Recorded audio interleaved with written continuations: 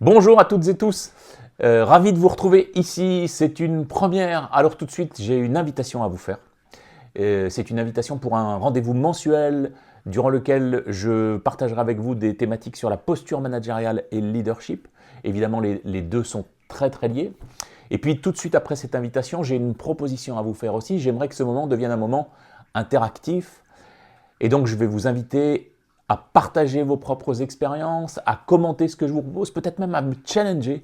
Tout est OK. Et puis j'ai un engagement, moi, vis-à-vis de vous. C'est que je lirai tout ce que vous nous proposez et puis je répondrai à tout, évidemment. Donc, si c'est OK pour vous, c'est parti pour la première. Alors, je vais aujourd'hui vous dire quelque chose qui peut-être pourrait vous déranger, peut-être même vous déplaire. Ce qui vous empêche de passer au niveau supérieur de votre leadership, ce n'est pas votre équipe. Ce n'est pas votre direction non plus. Et c'est encore moins le contexte économique. Ce qui vous empêche, c'est vous. Alors je sais que ça peut faire mal à entendre, mais si vous avez encore quelques minutes, alors je vous invite à rester avec moi et je vais vous expliquer précisément ce que j'observe moi dans mes accompagnements et ce que vous pourrez faire avec ça. Alors en coaching, je croise régulièrement un profil assez particulier, vous allez voir. Vous savez, c'est le manager qui est compétent, reconnu, engagé et qui pourtant est bloqué, figé. Les résultats sont là, mais la fluidité relationnelle, le plaisir de piloter, de manager, de diriger et l'impact réel, non. Et quand on creuse, ce qui bloque n'est presque jamais une compétence qui manque. Non. En fait, il s'agit d'une croyance qui tourne en boucle. Alors certes, une croyance limitante, sauf que celle du manager, elle ne ressemble pas à ce qu'on imagine. Elles ne sont pas visibles, mais par contre, elles se manifestent dans des décisions qu'on reporte, des conversations qu'on évite, ou encore des postures qu'on adopte, mais tout ça sans avoir vraiment choisi. Alors, voici 4 phrases que moi j'entends souvent, alors pas toujours à haute voix, hein, mais qu'on peut percevoir aussi dans les comportements. La première, c'est « je ne peux pas montrer ce que je ne sais pas, sinon je perds toute ma crédibilité ». La seconde, « si je lâche le contrôle, mais ça va partir en sucette ». Troisième, « pour être respecté, je dois être le meilleur techniquement ». Et enfin, exprimer une émotion en réunion, à mes équipes, enfin en général, non, mais c'est un aveu de faiblesse. Alors, vous vous reconnaissez peut-être dans l'une d'entre elles. Si c'est le cas, sachez que ces croyances ont été construites. Elles ont été construites par des expériences passées, des modèles que vous avez observés, des environnements qui ont récompensé certaines postures. Et ces croyances, elles ont été utiles à un moment. Le problème, c'est qu'elles continuent de tourner longtemps après que le contexte a changé. Alors concrètement, ça donne quoi ? Le manager qui doit tout savoir, lui, va structurellement éviter de déléguer des sujets complexes.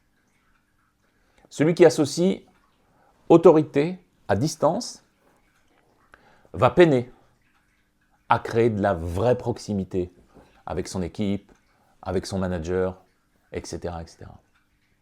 Celui qui considère la vulnérabilité comme une faiblesse va dépenser une énergie considérable à maintenir une façade, au détriment de la relation et de l'efficacité, de la performance.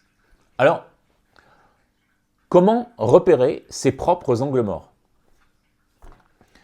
Je suis désolé, mais il n'existe pas une carte universelle. Par contre, il existe 3 signaux que moi j'ai identifiés. Le premier signal, numéro 1, la répétition. Quand la même situation revient, le même type de tension, le même blocage avec un collaborateur, la même difficulté à trancher, ben tout ça, ce n'est pas une coïncidence. C'est une information. Deuxième signal. La réaction défensive. Les sujets, vous savez, sur lesquels vous montez vite en pression. Ceux que vous avez du mal à entendre, sans vous fermer, vous savez. Ben ceux-là, ils touchent souvent à quelque chose de plus profond. Quelque chose qui n'est pas une simple divergence professionnelle. Troisième, le décalage. Quand ce que vous dites et ce que vous faites ne s'alignent pas.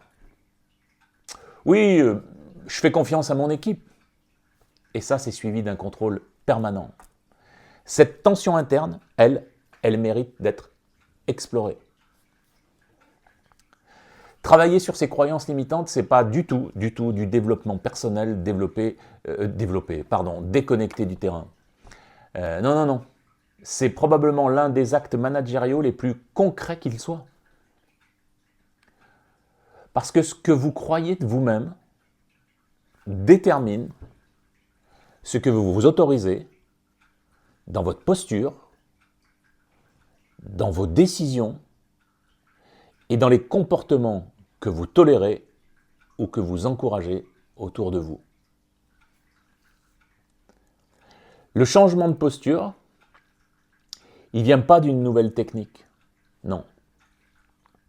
Il vient d'une nouvelle compréhension profonde de soi. Alors, avant de partir, j'ai une question simple, mais exigeante. Qu'est-ce que vous croyez au fond sur ce que signifie bien manager? Et d'où vient cette croyance? Prenez 5 minutes, cette semaine, dans la journée, pour y réfléchir. Et si quelque chose remonte, ben évidemment, partagez-le, mettez tout ça en commentaire. Encore une fois, je lirai tout, je répondrai à tout. Et puis si cette vidéo vous a parlé, je vous invite à vous abonner, partagez-la à des gens que ça pourrait intéresser.